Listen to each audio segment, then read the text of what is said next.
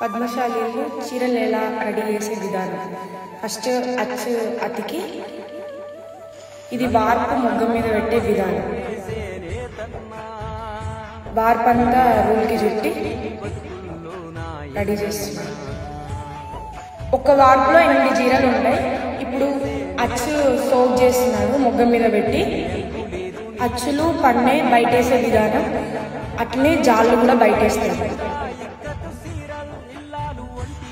ఒక్కొక్క పోగు బయటేయాలంటే చాలా టైమింగ్ ప్రాసెస్. ఎందుకంటే మనం అతికిన అచ్చుకి ఆ పోగులన్నీ తెగిపోకుండా మనం పన్నెని అచ్చుని బయటికి వేయాలి. వేస్తేనే మనకి ఇటు సైడ్ ఉన్న దారం మొత్తం అటు సైడ్ వెళ్తూ ఉంటే మనకి అతుకు అనేది బయటికి వచ్చిన తర్వాత దాన్ని శారీ లాగా వీవ్ చేయడానికి వస్తుంది, లేకపోతే రాదు. సో అది మొత్తం వేయడానికి చాలా టైం ప్రాసెస్ పడుతూ ఉంది.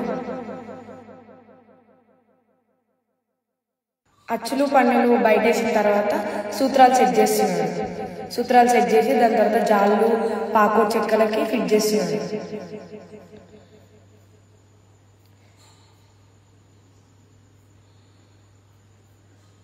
ఇప్పుడు మొగ్గం వేయడం. ఒక్కొక్క పోగు మొగ్గం వేసే విధానంలో నాడ లెఫ్ట్ రైట్ వెళ్తూ ఉంటే దాంట్లో ఉండే పోగు డిజైన్ రెడీ అవుతుంది. మనకు ఒకసారి 3 days రెడీ అవుతుంది. మనం చేసే పద్మశాలి కష్టం ఇలా ఉంటుంది.